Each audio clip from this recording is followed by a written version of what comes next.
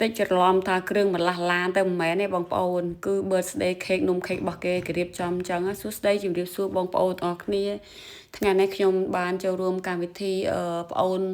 បងបង្កើតម្ដាយក្មេកខ្ញុំហ្នឹងគេខួបកំណើតអញ្ចឹងហើយក៏ខ្ញុំរៀបចំខ្លួនទៅនឹងឯងនិយាយទៅអត់ចង់ទៅដែរបងប្អូនកម្មវិធីយប់ប្រលប់ចឹងប៉ុន្តែដោយសារតែអ៊ំប្រុសម្នាក់ហ្នឹងគឺគាត់ចិត្តល្អជាមួយខ្ញុំខ្លាំងមែនតើអញ្ចឹងហើយចាំបាច់ទៅចូលរួមកម្មវិធីរបស់គាត់អញ្ចឹងណាប៉ុន្តែទៅលើកនេះម្ដាយក្មេកខ្ញុំក៏បានទៅជាមួយទៅពីអ្នកប្អូនថ្លៃខ្ញុំទេដោយសារម៉ូតូមួយជាអស់អញ្ចឹងសុកជាក៏បានទៅដែរព្រោះអីប្អូនថ្លៃខ្ញុំគាត់ទៅចេញ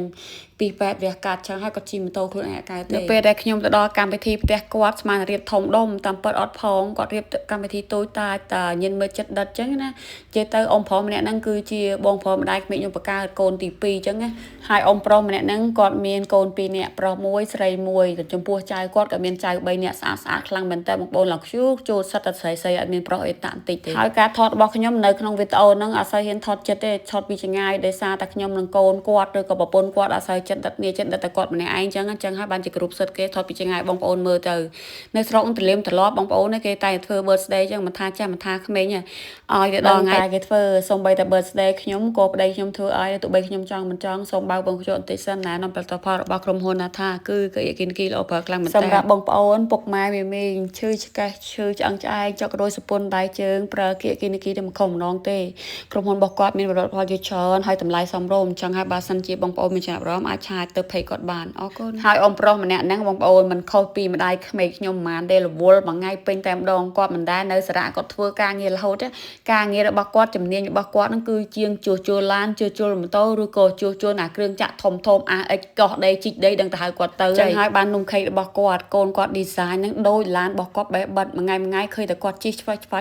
កាត់មុខផ្ទះខ្ញុំកុំមានដែរប៉ុន្តែពេលដែលគាត់ពេលដែលគេហៅគាត់ធ្វើម្ដងបានលុយច្រើនដែរបងប្អូនមិនលុយតិចទេណាគាត់ជួសជុលមួយថ្ងៃអញ្ចឹងហើយបានជាភាពគាត់រងថ្ងៃទូធាមានផ្ទះឡើងពី3ជាន់និយាយទៅបងប្អូនគ្រួសារខាងម្ដាយក្មេកខ្ញុំសិតតែអ្នកទូធាមានទេ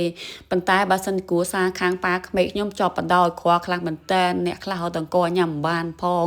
ស៊ីឈ្នួលគេចឹងទៅបោះផ្ទះជូតផ្ទះឬក៏ជំរះស្មៅឲ្យគេដកស្ទូងគេក៏មានដែរហើយម្ដាយក្មេងតាមពិតគាត់ជាអ្នកទីក្រុងទេប៉ុន្តែគាត់មកការជាមួយប៉ាក្មេកខ្ញុំអ្នកជនបទហើយគាត់ជាកូនអ្នកក្រីក្រតែសំណាងហើយគាត់មានសមត្ថភាពបានការងារទៅធ្វើក្រៅប្រទេសអញ្ចឹងហើយបានគាត់មានសមត្ថភាពសាងសង់ផ្ទះឲ្យពួកខ្ញុំនៅរាល់ថ្ងៃជន់លើជន់ក្រោមបើមិនចឹងនៅខ្ទមដូចតែបងប្អូនបង្កើតគាត់នឹងឯងហើយនៅពេលដែលប៉ាក្មេកខ្ញុំស្លាប់ប្តីខ្ញុំនៅទីទូទេបងប្អូនអញ្ចឹងហើយម្ដាយក្មេកខ្ញុំខ្លាចជាស្ត្រីមេម៉ាយចិញ្ចឹមកូន3នាក់តែម្នាក់ឯងការងាររបស់គាត់គឺបោសសម្អាតផ្ទះគេអញ្ចឹងគាត់ធ្វើតាំងពីប្រហែលឆ្នាំមុនរហូតដល់សពថ្ងៃអញ្ចឹងហើយការនោះជីវភាពបាក់ខ្លាំងពេកអញ្ចឹងទៅក៏រលុយមិនបានចិញ្ចឹមកូនអញ្ចឹងហើយក៏